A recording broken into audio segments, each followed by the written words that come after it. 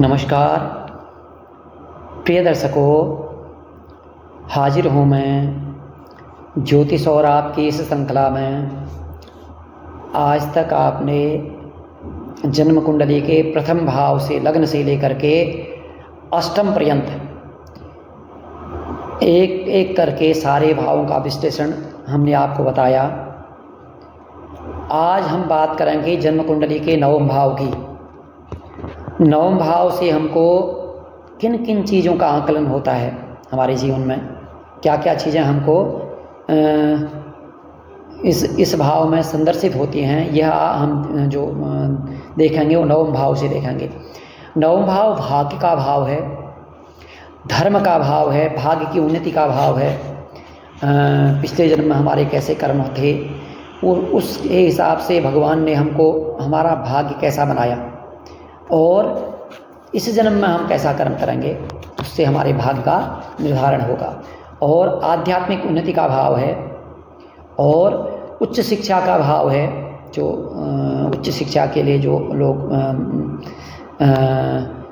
दूर जाते हैं, जैसे पीएचडी करना है, किसी को शोध करना है, तो वो उच्च शिक्षाएं वगैरह या उसके बाद ग्रेजुएशन के बाद की जितनी भी की शिक्षाएँ हैं वो सब उच्च शिक्षा का स्थान रखते हैं वो।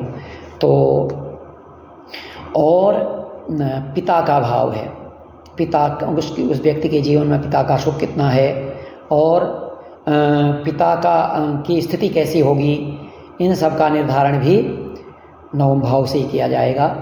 गुरु आचार्य हमारे जीवन में एक जीवन जीने के लिए या आध्यात्मिक हमारी प्रखरता के लिए या आध्यात्मिक विकास के लिए, उन्नति के लिए हमारे जीवन में एक कोई न कोई गुरु होता है, जिस गुरु के पद चिन्हों पर हम अपने जीवन का निर्वाह के लिए आगे चलते हैं।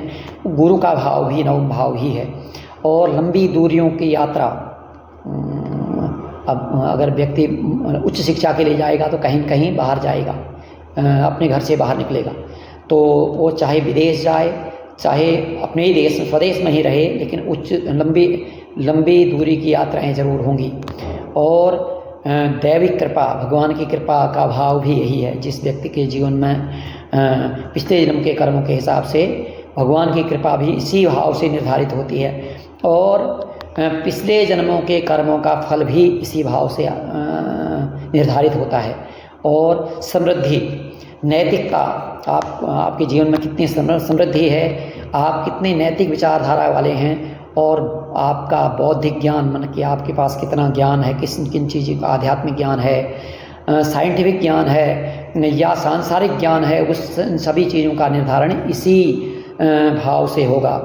और आपकी तार्किक सोच कितनी है, तार्किक शक्ति, तर्क देने की अपने विचारों के तर्क देने की क्षमता कितनी है आपके जीवन में, यह भी इसी भाव से निर्धारित होगी।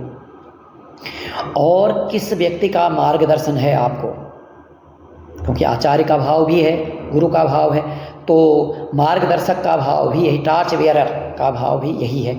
और दार्शनिक विचार, जिन लोगों को आध्यात्म के क्षेत्र में बड़ी उन्नति करनी होती है, तो जो बड़े बड़े दार्शनिक बनते हैं, जो आध्यात्म में कि रिसर्च करते हैं, वो इस चीज़ का भाव भी यही है, नवम भाव से निर्देशित होगा यह भाव।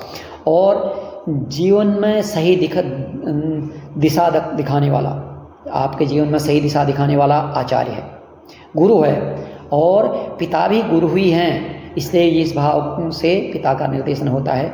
और जीवन के गहरे रहस्यों की खोज, जीवन में बहुत कहाँ अपने जीवन के लिए क्या क्या समृद्धि जोड़ रहे हैं, जीवन के रहस्य क्या क्या हैं आपके, उन जीवन के रहस्यों को और नीचे तक और गहराई तक जाने की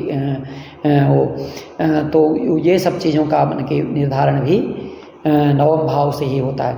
नवम भाव त्रिकोण भाव का एक हिस्सा है, जिसमें लग्न, पंचम और नवम का त्रिकोण जो है, उसमें त्रिकोण नवम को भी धर्म त्रिकोण की श्रेणी में रखा गया है हमारे ऋषियों के द्वारा।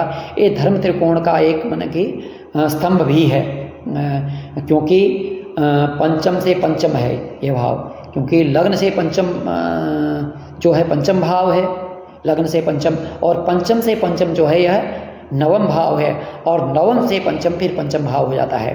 नवम से पंचम वो भी भाग्य का भाव ही है, धर्म का भाव ही है। तो इस तरह से कुंडली का जब विश्लेषण किया जाता है तो उसको सही तरीके से निर्धारित किया जाता है कि कहाँ की स्थिति कैसी है। धन्यवाद।